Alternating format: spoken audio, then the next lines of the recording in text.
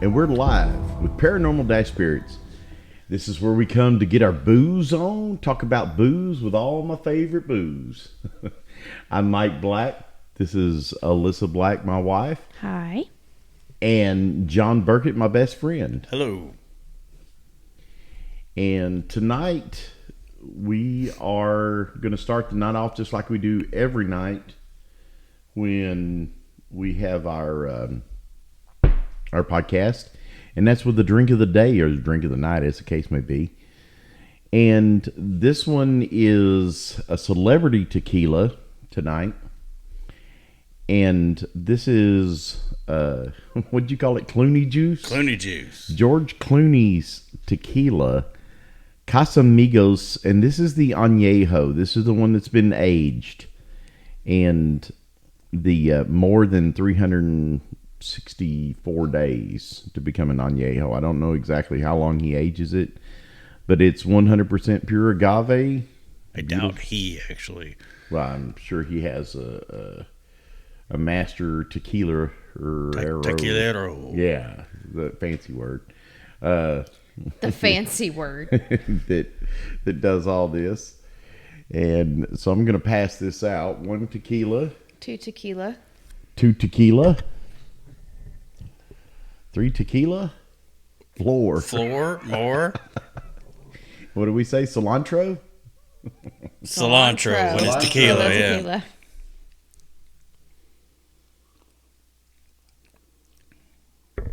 Yeah, that's pretty damn good. That's so good. Love me some tequila. I'll tell you, this is really one of my favorite tequilas now. I mean, it's shocking that this is a celebrity liquor because most that's what I'm celebrity liquors saying. Are trash.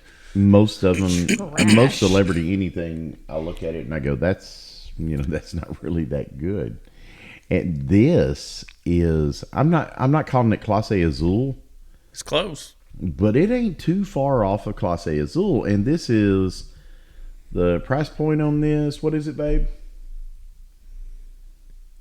Didn't you just buy some? Didn't you buy that tonight? Honestly, I stole her line. She usually I'm What's the price point asker. I want go to ahead guess and around ask that. 60-ish. What's the price point on this, babe?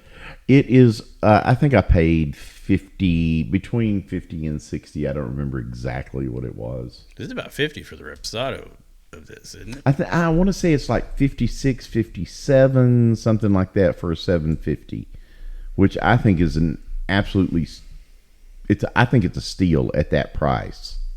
You know, we've talked about how our favorite tequila, Clase Azul, has gone up, since we started drinking it, and it was $100 a bottle, and that was a good price at that time. But now it's at $160 for a 750. 180. Wasn't it way. The other day. I've seen 160. I haven't seen 180, but I believe you. I think down the road it was 180. Oh my God. And that's overpriced. I mean, it just is. It's overpriced. Well, I just think it just goes to show you that inflation happens everywhere. Because if it was once 120, okay, fine. No, we're talking in 2 years, though. No, I know, but I'm saying like 100. Some people are like, well, what's 160 versus 120? Well, a bottle of that. Yeah. I mean, truly. Absolutely. I can buy 2 bottles of really good stuff. Used to, for what I could buy Clase A. Now, granted, Clase A is really pretty. The bottle's amazing. And the tequila is delicious. Yeah, it's good tequila. But 160, because it just, for those of us that have like paid for it when it was 120 and you're like, okay, that's a splurge. Right. You save it for people that are like, I've never had it. I like tequila. I've seen that bottle. I want to try it. Or you save it for people like me who hated tequila. And then you're like, That's wait. Yeah, exactly. But now 160, like to us, it's just like, wait a minute. Yeah. Like that's almost just like a slap in the face. Because that's a significant increase. It's 40% increase. Yeah, it's cutting out the people who are going to actually buy it. It could be the importer changed. Mm-hmm. And they decided to jack the price up. Could be the cost of porcelain because that bottle's. Or could just be the inflation because it became popular and they're like, hey, this is popular now. Let's charge more money. I think that's what it is, honestly, because, you see it on all the rappers' videos and stuff like that, which, but Tequila, though, is one of those things, and we've talked about this before, that, most people's experience with tequila is Jose Cuervo, and it's like, because it is, it's horrible. And even, when I turned you on to tequila, it was like, my memory was Two Fingers Tequila, Jose Cuervo Gold, Montezuma. And I remember the conversation in our kitchen, and when you're college. I'm like, I offered you tequila, and I go, oh, this is Clase Azul, this is unicorn tears, this is the best thing in the world. This is unicorn tears. And John is like, no, I don't drink tequila, and I don't get along. And I go, oh, but you haven't had this tequila. And and sure enough, now John is a tequila drinker and, a connoisseur of tequilas. And this is more, reminds me of whiskey, but, this and Clase Azul have a almost whiskey-like flavor to them. There's caramel notes in here. There are caramel notes in this. And this is... And look at the legs on that sucker. Mm-hmm. This is really good tequila. And for, what, a third of the price? Excuse me. Yeah. A third of the price of what Clase Azul would be. And George and Amal, they have a house on Lake Como that needs to be paid for. That's a serious mortgage. We're talking a multi-million-dollar mortgage. I'm sure that it is. Oh. It's probably a $20 million home. It probably is. So, this is, John's going to bring us a story tonight. And the reason John's bringing us a story tonight, because after our second attempt, I'm just going to put it out there because everybody's going to call BS on this. I'm going to keep watching the lights on the cameras when I'm going to call BS on this because I think it's BS. But we have tried on 2 different occasions to record the story of the original Exorcist, which, check the lights on the cameras. Yeah, camera's still on. We're still recording on audio. So after 2 attempts, we've had a hard drive failure. We had a camera that failed during recording. We had our soundboard that only recorded 10 minutes and stopped at 10 minutes exactly. Camera stopped at 5 minutes. One of the cameras stopped at 5 minutes. The second time the camera stopped at 5 minutes. One of them did. Yeah. So it's almost like that story is cursed. So what we're going to try to do is get through this story and not have a mechanical failure or technical difficulties or something like that. So, John, take it away. What are we talking about tonight? Tonight we're going to talk about Bobby Mackey's Music World. So this is the one that's been on it's been on Ghost Adventures a couple of times. Jack Osborne's been there with Katrina Weidman on their Portals to Hell show.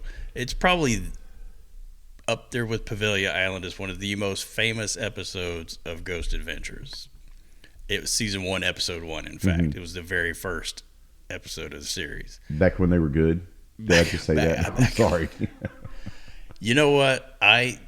Despite how the show has changed over the years, and despite the drama and the recent drama, dude, I've seen every episode and almost all of them twice, and I watch all the new episodes. It's kind of like professional wrestling of paranormal. It's like professional wrestling of paranormal, and there we have it. I heard someone you referred to you can't turn it off to the main host. I don't know if I should say his name. I don't want him to come after me. I'll put up something on the video where everybody knows ZB. Yeah, referred to him as the Chris Angel of paranormal investigators. But the first time they went to this place was back in 2008. So this was the very first episode of the series, and this was back when ZB would get down in the dirt, crawl through tunnels, and all, Right. Sans respirator. No respirator, no glasses. The weird glasses and I like those glasses. And the cap, I would wear those glasses. with the flat brim. I hadn't thought about those glasses. I like those glasses. Can I point something out that's totally off topic for 1 second? That we're at his glasses are off topic. 10:27 and still recording. Has it been 10 minutes? And 36 seconds. Okay. Well, anyway, having seen that episode when it was new, and I've seen it a few times since, and this place stuck with me for some reason. It is the Bobby Mackey's Music World is a country western nightclub in Wilder, Kentucky, which, despite the name, it's really just a suburb of Cincinnati, Ohio, on the other side of the state line. It is 8 miles from Cincinnati. This place has become an infamous paranormal hotspot, a mecca for investigators. A little history on it. The site was originally, in the 1850s, a slaughterhouse and meatpacking plant was built at the site to serve the Cincinnati area. In the lowest part of the building, a well was dug to use as a drainage for the blood and waste from the slaughterhouse. They refer to it as a well, but technically, really, it's just a drainage tunnel that goes out to the Licking River. Licking River, which is the river that flows nearby the place. That is the name of the river. L-I-C-K-I-N-G? Like licking, like I'm licking a lollipop. Okay. Which actually, that's what in that first episode of Ghost Adventures, they're all down there. They went down to the river, found where the tunnel exits out into the river, and crawled back through that thing until they got below the club. Nope, sorry. Sorry. It's a no from me. I've done a lot of ghost hunting, and I've been out there on a lot of investigations, but I have never crawled through. Well, I mean, you could walk. I mean, you have to hunch over, but it's... No. Go ahead. No, sir. Yeah. Nope. Anyway. So the slaughterhouse closed in the early 1890s. And some researchers believe that the abandoned building was used by a group of Satan worshipers who used the well as a site for blood sacrifices. Animals, etc. In 1896, the murder of 22-year-old Pearl Bryan, who was a small-town girl from Greencastle, Indiana, made headlines in the region. Pearl's headless corpse was discovered in a field less than 2 miles from the slaughterhouse. Pearl, who was pregnant at the time, and her boyfriend Scott Jackson, who was a dental student at the Ohio College of Dental Surgery in Cincinnati, urged her to come to Cincinnati where he could arrange for an abortion. It's highly illegal. I was going to say, when was this? 1896. Oh, yeah. Jackson and his roommate Alonzo Walling attempted the abortion themselves. Because they were medical students and they thought they could do it. But something went horribly wrong. I've read that they initially tried to terminate the pregnancy with cocaine, and when that failed, they moved on to dental tools, and we will leave it at that. Bless it. To cover their tracks, they put Pearl's body in an empty field and surgically removed her head, so the body could not be identified. But they failed to remove her shoes from the body, and that's how they ended up identifying the body was by her shoes. Really? Did she ever name her shoes or something? I don't know the details, but I've read multiple accounts. It's the shoes is how they identified her. Maybe she did have her name written in the shoes. Interesting. This quickly led to their arrest. It didn't take long to figure out who did it. Right. And both men were sentenced to die. While on the gallows, Alonzo Walling vowed to haunt the area forever. Some ballsy last words. Mm-hmm. Her severed head was never found. How'd they execute him? Were they hung? They were hung. That's hence the gallows part. Oh, I'm sorry. I missed gallows. Yeah. Well, he was on the gallows is when he vowed to haunt the area forever. Mm-hmm. Her head was never found. Some have speculated that Jackson and Walling had ties to the aforementioned satanic cult, and that they may have used her head in one ritual in the slaughterhouse and dumped it down the well. This feels very like Black Dahlia. This reminiscent. is the beginning of a dark history of this place. So the slaughterhouse was demolished in the early part of the 20th century, and the lot sat empty until the 1920s, when a new building was erected that served as a casino, nightclub, and speakeasy during Prohibition. When Prohibition ended in 1933, E.A. Buck Brady, was his nickname, bought the building and named it the Primrose Club. After more than a decade of successful operation, his casino caught the attention of Cincinnati mobsters who tried to muscle their way into the operation. When Brady refused to sell, the violence escalated into fighting and threats to customers in the parking lot until Buck drew a gun on a mobster named Albert Red Masterson, and he was charged with attempted murder and left the casino business in 1946.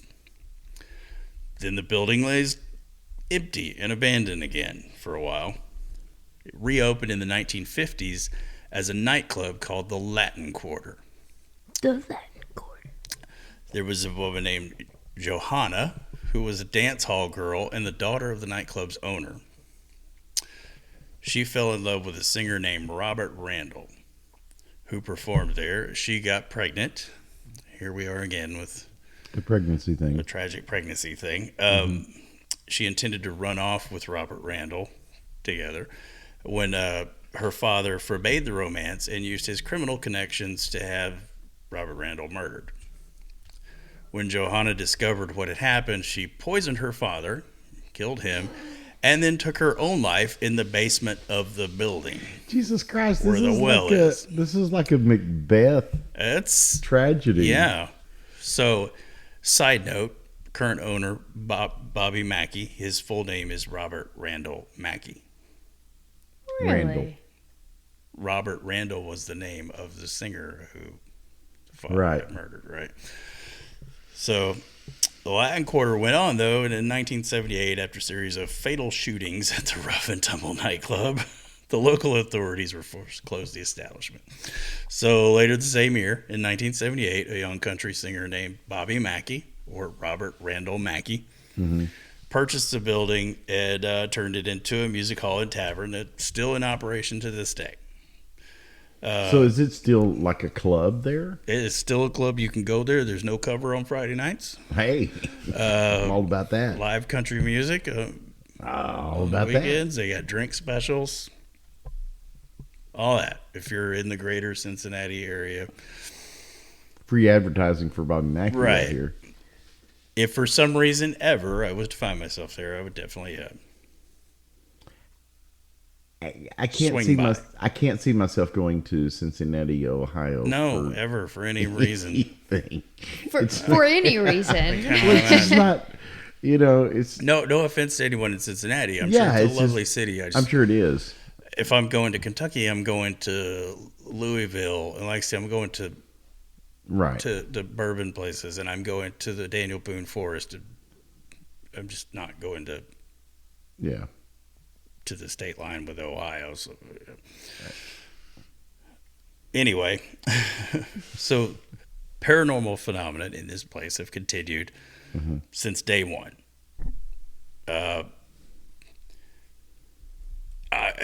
One of the first things that happened, Bobby Mackey's wife, Janet, was grabbed around the waist by some invisible force, and dragged toward the stairs while she heard a hysterical woman screaming, "Get out, get out."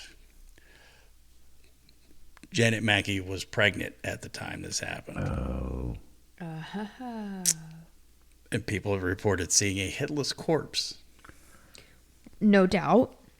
Did she have shoes? Which is She might have had shoes. This would be Pearl. People think that this is Pearl. Janet Mackey has never been in the building by herself ever since. She will not be in the building alone. Well, I'd have a hard time going back. I'm going to be real with you. Pregnant or not, if something grabs me around the waist and tells me to get out, I'm out. I'm a 250-pound ex-paratrooper, and if something grabbed me around the waist and dragged me towards the stairs, I I'm out, dude. I mean, one has to wonder, is this Pearl or Johanna? But probably Pearl, I would think. Who cares? Trying to get her to safety. Right. It's like a helpful spirit, not malicious. But who's going to help me change my diaper afterwards? Truth. Now, Janet's pregnancy did not end tragically. They have a daughter who is a grown woman now. But Bobby himself is a skeptic.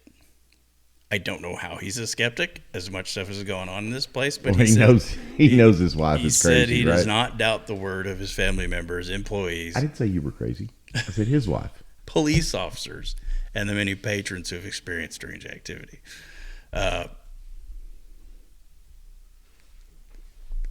There's some really interesting things happen there. I want to know what they did with her head. I think they dumped it down the well. That's the assumption. The assumption. Because it was never found. They searched for it. Dogs tracked the scent. Did they search for it in the well? Well, it's a downhill, so it goes down about 14 foot originally, and then there's a downhill drainage to the river, and there's water flowing in there, so... It could just... Yeah. Yeah.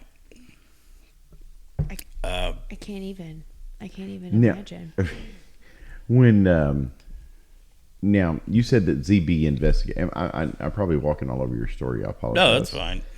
When ZB investigated I didn't say his name. I don't want to get canceled.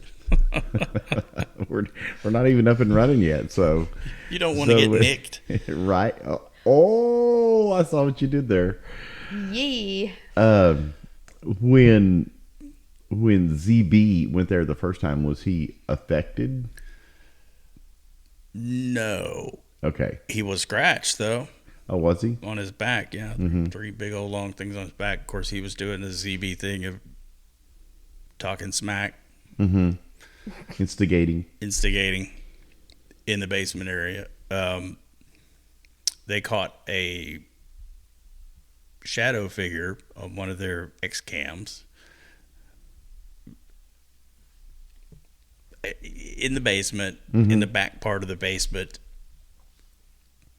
a human-shaped figure, so all black. It's one of those videos where you look at it and you're like, you know. Oh, that's legit. That's legit. Like, yeah, still, I mean, like it. This is ZB that got this? Well, it was a static cam, but yeah, okay. It was his crew. His crew, though. The OG crew. Got you. Yes. The origi. With Aaron and Nick. Nick, yeah. There was a thing in the bathroom where something banged on a wall, and Nick actually went in there for a bio break. Right. In the bathroom, and he running out because something was banging the walls. That they all three went back, and it's a creepy place. Their first investigation brings me to Carl Lawson, who was actually the club's first employee. He was hired as a caretaker. And this is Bobby Mackey that hired him? Yeah, a handyman who lived in a small apartment above the club. He started experiencing weird stuff.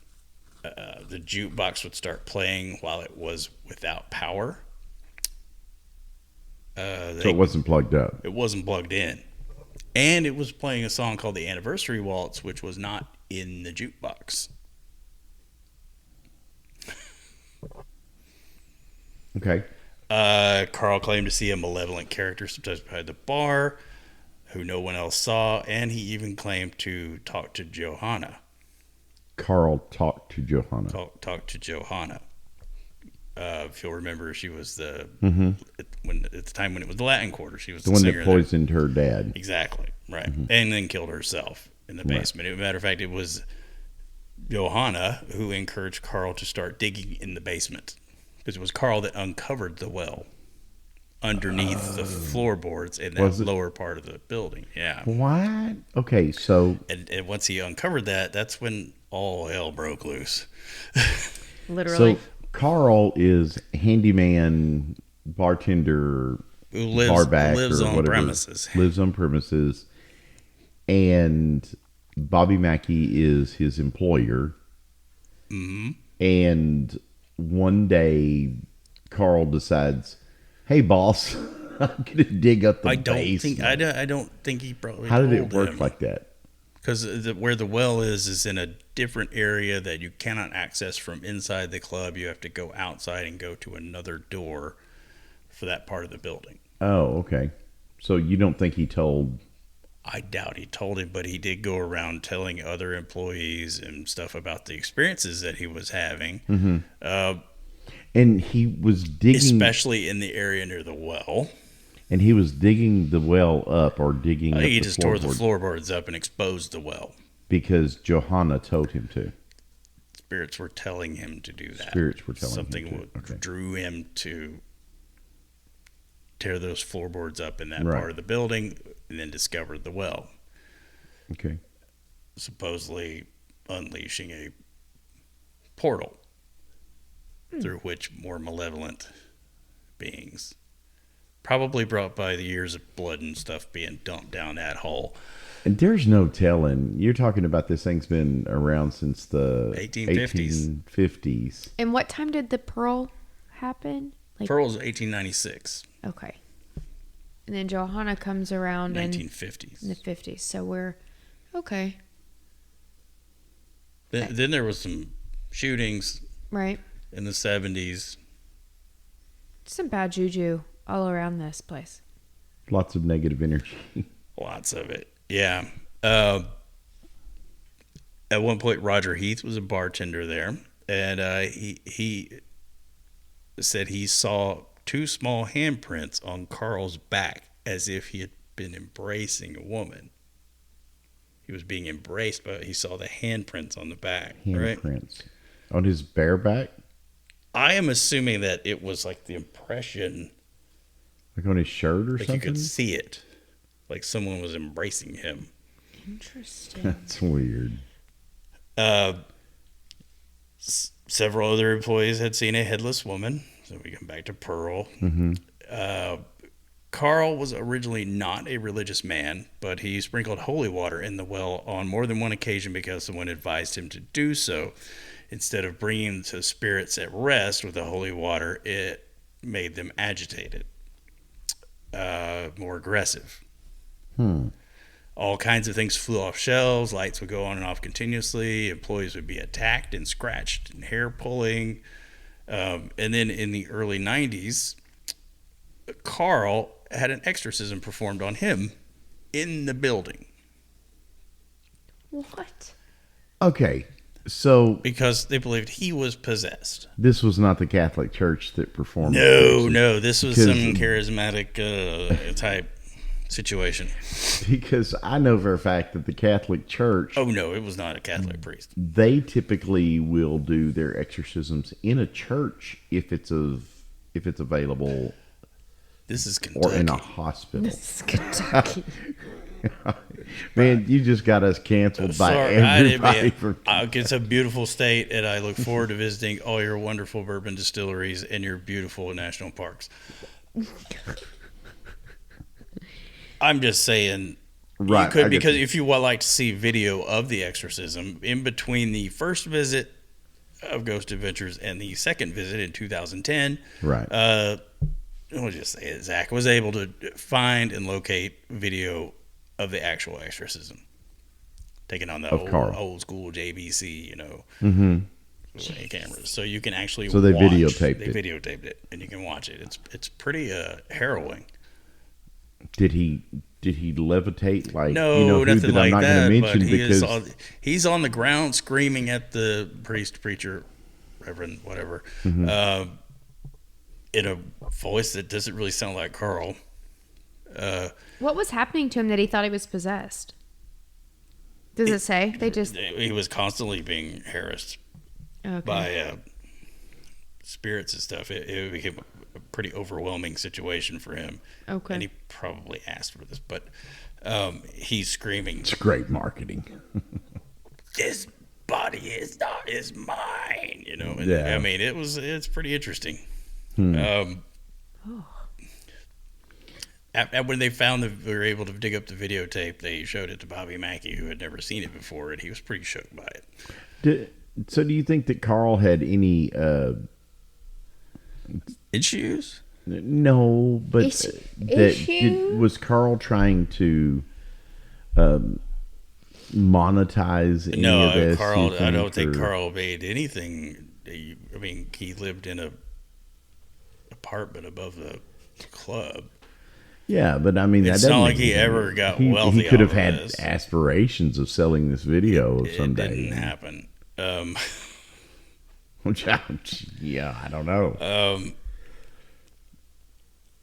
Recently, I believe 2012, Carl passed away. Oh, so he rest in peace. And since he's passed, employees have reported seeing him in the building. Oh, really? There's a photograph which you can see if you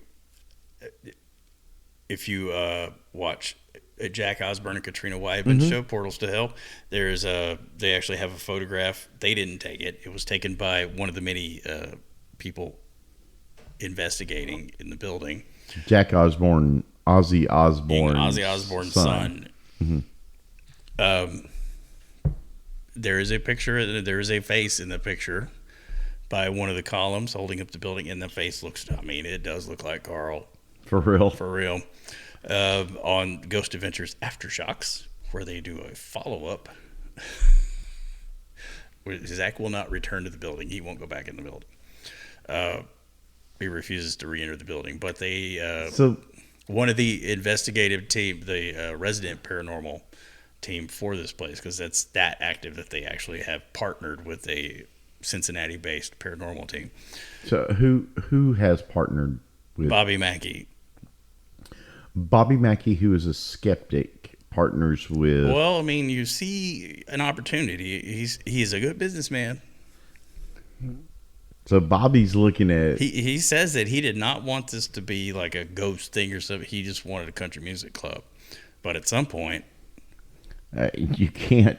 You might $5 is $5. You gotta own what you got. You know, $5 is $5. He's gonna might monetize as well make it. something out of it. You know, there was a team who was doing EVP work there. They recorded a voice. I don't remember what he was saying, but I have heard it, and it.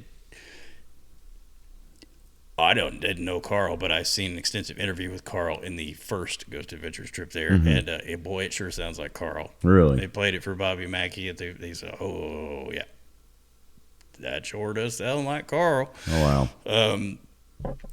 Carl's apartment has been left the way it was, Really? unused, and every time someone goes to investigate or takes a tour or something, people always leave cigarettes as an offering, as a gift for Carl. And so, like, there's a table in his apartment just covered with cigarettes that people have left for him. Because he was a heavy smoker. He's a heavy smoker. Wow. Maybe that's why Carl's hanging around. Okay, so he's trying to smoke the cigarettes. Yeah, free cigarettes. So ZB wouldn't go back ever. ZB won't go back because on the second trip, they got an EVP very clearly says, "I'm gonna kill Zach." Actually, to be clear, that was actually their third trip there, because in 2009 they did a live event there with 25 fans with them. And it sounds like a grade A. I'm gonna kill Zach. It's grade A plus. Is it? Wow. I'm gonna kill. So Is it in Carl's voice? No, it's not Carl. Carl was still alive at the time when that. Oh. Okay. So I know that, like I did, you know, the whole paranormal investigation, ghost hunting thing for a long time, and there was only one place that I wouldn't go back, and it wasn't Bobby Mackey's. Of course, I never You've visited been to that Bobby one. Mackey's. Huh? You've never been to Bobby I've never Mackey's. been to that one, but I know that. So I can respect that, because there was one place that I just would not go back because it was so dark. But you know it's dark if they won't go back, or if he won't go back in there. Yeah. So Aaron went back in there, but he won't. What about the patrons? Because it's still an open. Oh, it's open. Music place. Are there any patrons Yes, that report? there are what patrons they that reported being. There's one I saw an interview with. He reported being essentially assaulted in the bathroom. Okay. Which is what happened to Nick too. But Right. he was in the bathroom. The trash can that he was going to throw his paper towel in after washing his hands went flying across the room. He turns around and is confronted with an apparition of a man in late 19th century clothing with a handlebar mustache. Later, he was shown photographs of Pearl's murderers, and he identified the man as Scott Jackson. Oh, wow. Many people have been scratched and stuff like that. But I don't think a lot goes, during the time when music is playing, although there are reports that if the spirits don't like the band... For real? For real. Then things will go flying, and stuff like that. That's a hard gig, man. When you're being judged by the paranormal. You're being judged by people from beyond. When the ghosts don't like your music. Yeah. You out. Yeah. Many of the guests that Ghost Adventures had brought with them on their live event reported being attacked in their hotel rooms, or by something followed them home. Oh no. And then when Jack Osbourne and Katrina Weidman went there, they brought in my personal favorite celebrity psychic, the lovely and talented. I was going to say it's that hot chick that lovely and talented Cindy Kaza. God, she's gorgeous. Focus, John. Focus. She communicated with the spirits using automatic writing. That's right up there with Ouija board. Yeah, but she's a medium. It's fine. After their investigation, Jack goes back to L.A. Katrina goes back to Philadelphia, where she lives, and a week later, on the exact same day, they both end up in the ER for different reasons, but they both end up in the emergency room on the same day. A week later, after leaving the place. What did they end up in there for? They did not disclose their medical records on television. That's fine. We just know that they're different reasons, but the same day. Different reasons, but the same day. 1 week post. 1 week after leaving, after doing their overnight. I don't believe I'd like to go to Bobby Mackey. Well, you can, and I tell you, you can book either there are ghost tours. You can pay the $35 for a 1 hour tour. But if you would like to actually really investigate, you can get 5 hours the place to yourself for $600, $50 non-refundable deposit, and $550 cash up front. That doesn't seem like a lot to me. No, but I don't know how much it costs. How large a group are you allowed? I believe up to 12. Gosh, that's really cheap. Yeah. I mean, I don't think I would split it between 12 people, but and a Gateway Paranormal in Cincinnati, I believe, is who they partner with. A tour guide from them will give you the brief rundown of the hot spots, show you where everything is. If you take 12 people and $600, that's $50 a person. That's too many people, though. You don't want more than like 4 people in there. But is it small? No, you just don't want too much. You don't want any noise pollution. You don't want listen to that bump. No, that's one of the other 50 people we brought in here. That was only like when we would go, we would only take like 4 people. Yeah, I don't know. I guess to me that seems pretty affordable considering all of these different paranormal people have. Yeah, and you get the run of the place. I mean, the tour guide will stay with you. Will stay there, but they leave you alone. They say, "Okay, it's all yours. If you need anything, I'll be here." Okay, right? So we could load up you, me, John, and one other person, and we could hop in the Pilot or the MDX, and we could haul butt to Cincinnati, Ohio, or the Tacoma, for now that we all know what everyone drives. Yeah. So I'm gonna pick her car if we go because she's the one most with luxurious. Yeah, she's the one with all the leather and the bougie stuff like that. So, but we could all hop in there with 4 people. $150. We could have 5 hours. You still got to get to Cincinnati and pay for lodging in Cincinnati because Airbnb. So what? Cincinnati's the closest to Wilder? Is that the idea? If you do Cincinnati, Ohio to Wilder, Kentucky on Google Maps, it says 12 minutes, 8 miles. Okay, well from where we live to Wilder, it is 13 hours, 22 minutes, 880 miles. That's a weekend trip, man. We could. called We Fly Our Asses to Cincinnati. Yeah, but after your 5 hours at Bobby Mackey's, then you're stuck in Wilder, Kentucky or Cincinnati, Ohio. No offense. I bet we could even leave out of Shreveport. Yeah. But if I ever were to find it, it would be, I'm not scared to go there. Right. I think I'd first like to go on Friday night when there's no cover. No cover. Bobby Mackey's. Hey, we can all fly round trip for $305 each. Oh, and they have a mechanical bull. $305 each. I'm not getting on a mechanical bull. And you get a T-shirt. But there is a stop at AAH. So let's see. Let's see if we go from Houston to Helmacott. You can get a T-shirt that says, I rode the bull at Bobby Mackey's. Hey, I'm getting a T-shirt. If we go this, I'm getting a T-shirt. Oh, there's a sign hanging over the front entrance of the building. It's a handwritten sign, right? And it says, warning to our patrons. This establishment is reported to be haunted. Management is not, in all caps, responsible and cannot be held liable for any actions of any ghosts/spirits on this premises. $168 a person round trip from Houston to Cincinnati. Mm-hmm. That ain't bad. Oh, but then you got to go to Houston. Ugh. Oh, What about Dallas? What about Love Field? What about flying? You're going to have to stop in Houston because you're going that direction. Probably. Let's see. Yeah, but Houston is south from us, and the Cincinnati is north of us. You can't leave. Let me see. You can't leave out of Dallas. You should. And you want to use Alaska Air, not Southwest. Yeah. None of this was Southwest. Right. You go Love Field to. $437. Whoa, mama. Nonstop. If you wanted to stop, we could fly Frontier. It's probably better to drive because then you get to go through the distillery country. You get to see the horse country, the bluegrass stuff at Lexington. You get to, see all the beauty. That's true. Kentucky I'm no doubt. I would to like offer. to see the beauty.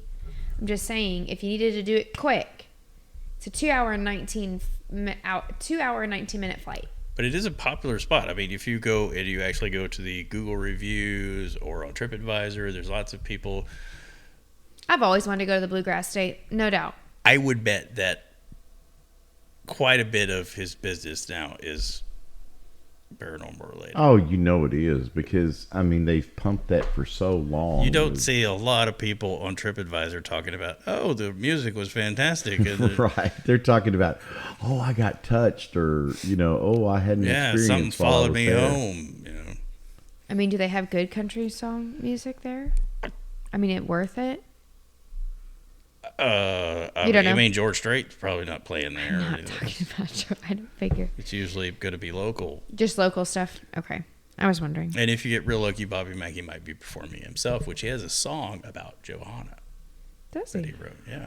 Okay, so I'm a huge Bobby Mackey fan? You can go to his website. There's a website for the place. I'm a huge country music fan from way back because I grew up on it, and my parents were playing in the clubs and honky-tonks and all that. I don't remember ever hearing a song by Bobby Mackey. Did he ever have anything that charted, or not that he didn't write good songs? It's just, did he ever have anything that was a popular hit or anything like that? Not that I am aware of. But then again, I am no expert on country music history, or country music at all. I discover things all the time that I didn't know about. Farron Young, people like that. I'm like, oh my God, this guy's great. I've never heard of him before in my whole life until recently. Oh, Farron Young, really? I've only known Farron Young because of Mike. Wind me up. Anyway. Turn me on and watch me cry for you. Yeah, that's great song. Great song. Well, I'm all together now. I'm glad that you discovered Farron Young because he is definitely. So we're saying definitely haunted, yeah. Oh yeah, legitimate. Way too many things have happened, and so I'm looking at Bobby Mackey's website. Did they cut Sister's head off while they were there? I wonder. Probably. Well, it was a couple of miles away where they found the body. But if they threw her head down the well, they probably dismembered her there. I believe they dismembered her in the field and then took the head with them. But the only part of dismemberment she had was her head, right? Right. but they left her shoes.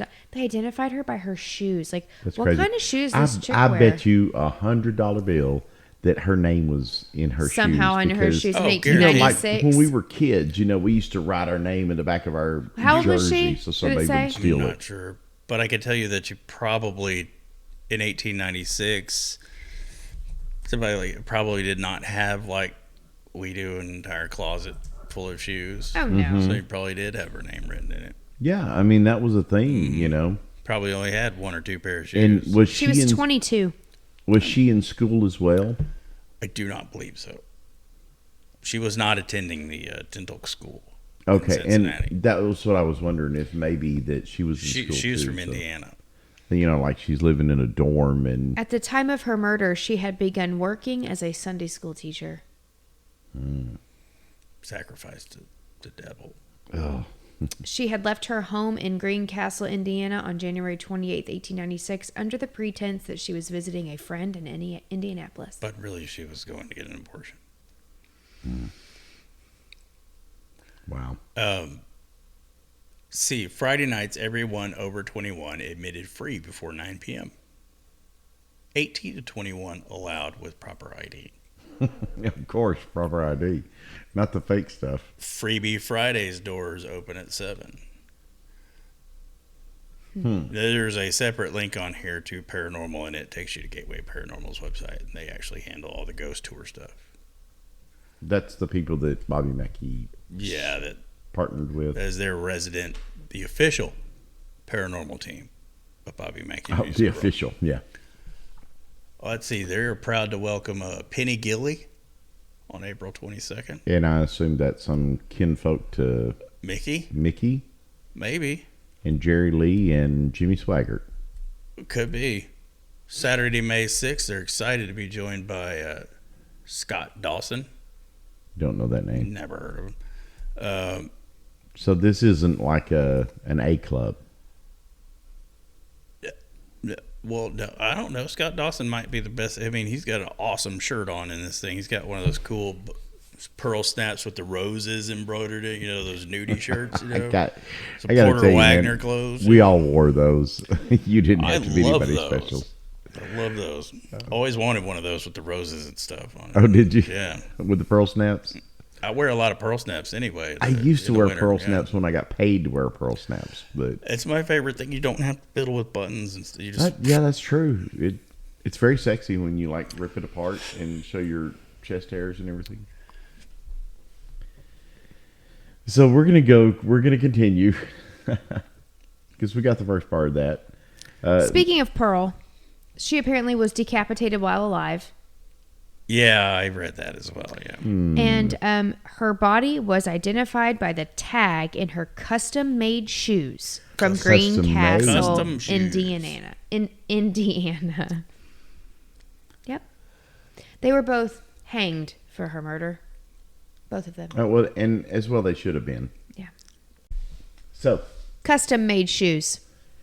if you want to Sweet be Pearl. identified, make sure you have custom made shoes. So, do you have We just got DNA now, so you don't have to right? fingerprints if you've ever been printed. Do you have a listener story tonight? I do.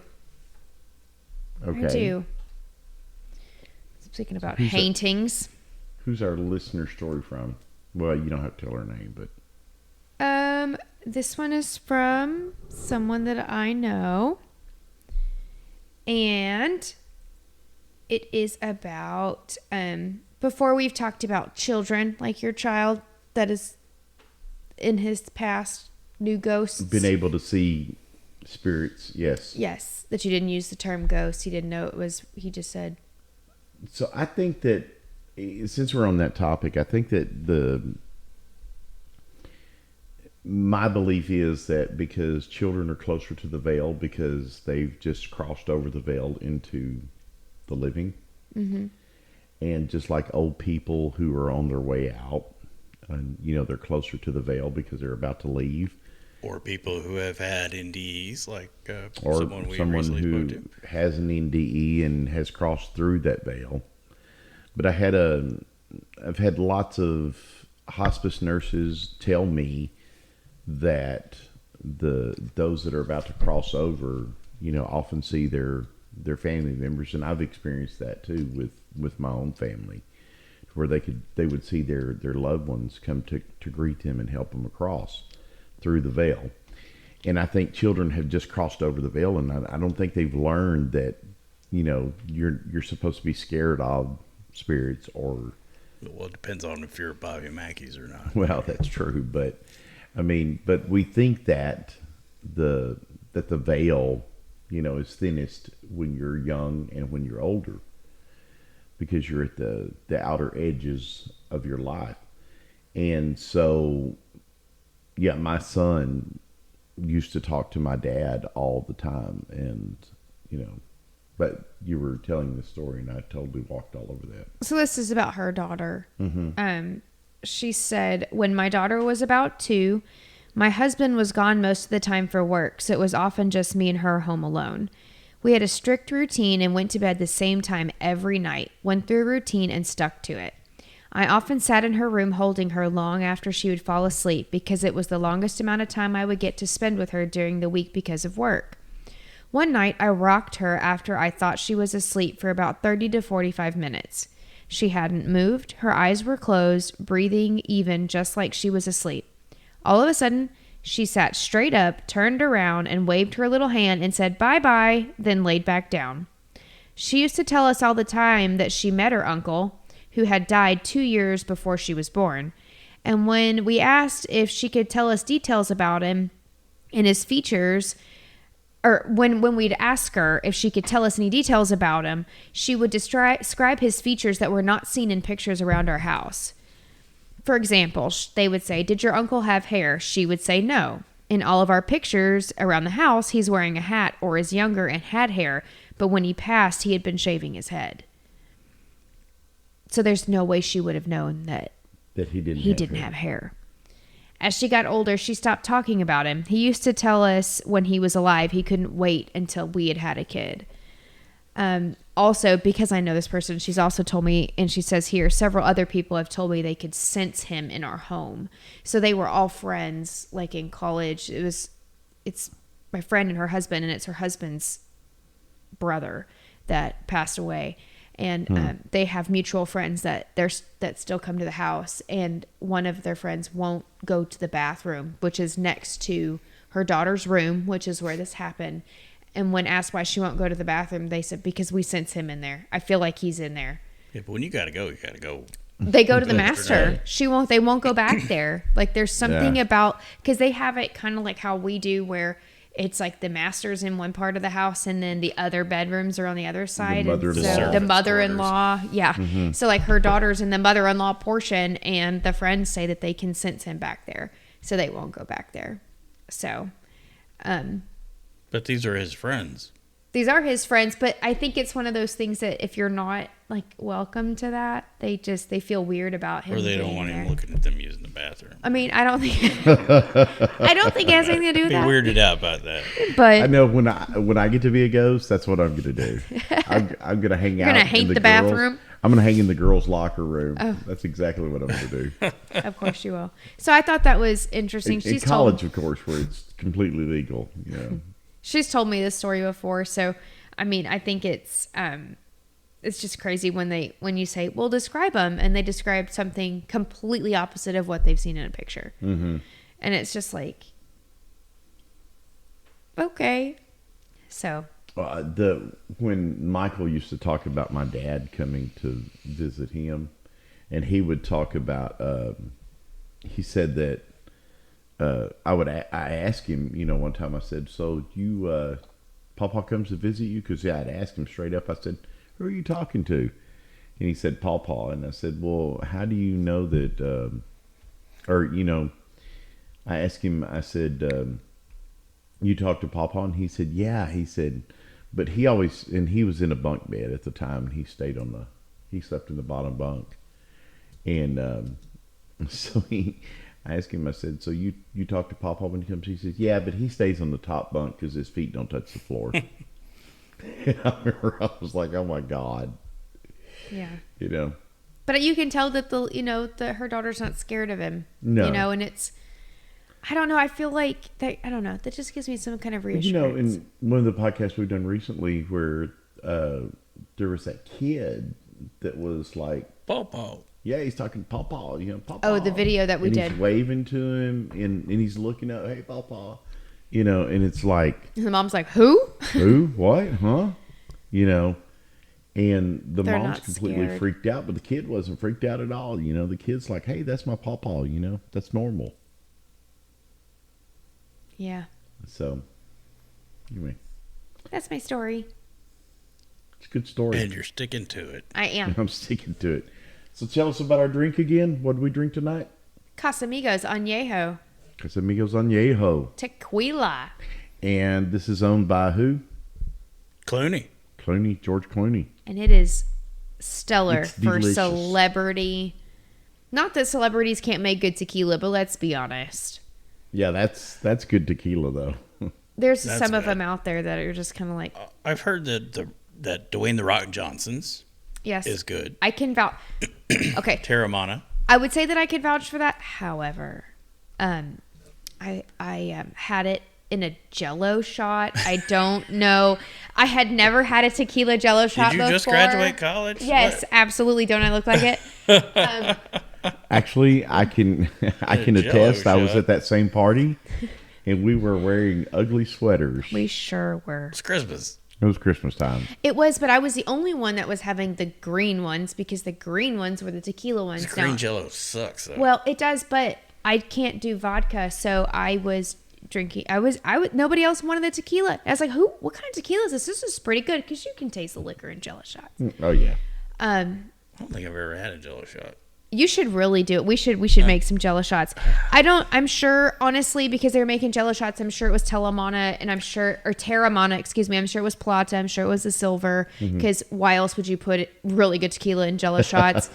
Right. But I'll tell you, I had I think that's quite why. a bit. I don't remember how many I had, but I did. I mean, I think that's why the night She ended. had a lot. The night ended with me laying in the yard throwing the ball for the dog in my ugly She sweater. had a lot because she was in the yard, laying down against the fence, going, "Look at all the pretty stars." No, the lights. I was Oh, looking the at the lights. Christmas lights. Christmas lights. I'm Look sorry. at the lights, and I was Christmas throwing lights. the dog. I was throwing the I ball think for you the should dog. use vodka for Jello shots because it's tasteless.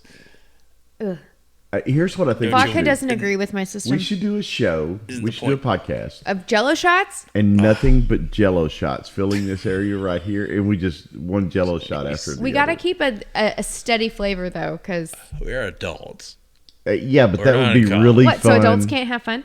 That would be They really can, fun. but I don't know. Do If you you've realize never- how wasted we would be by the end of that show? Well, we might as well make a bucket of coon dog. What is that? Coon dog is when Coon you dog take it's punch? Everclear and Kool-Aid. No, that's called trash can punch, homie. Maybe It's in coon Michigan dog or punch. wherever. Michigan, you no. used to I live. went to school in Minnesota, but, But in no. Texas, that's coon dog.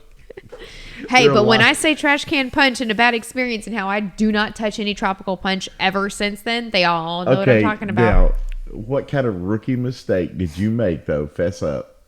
I ate the fruit. What? I ate we the didn't- fruit. We couldn't quite hear you. I ate the fruit.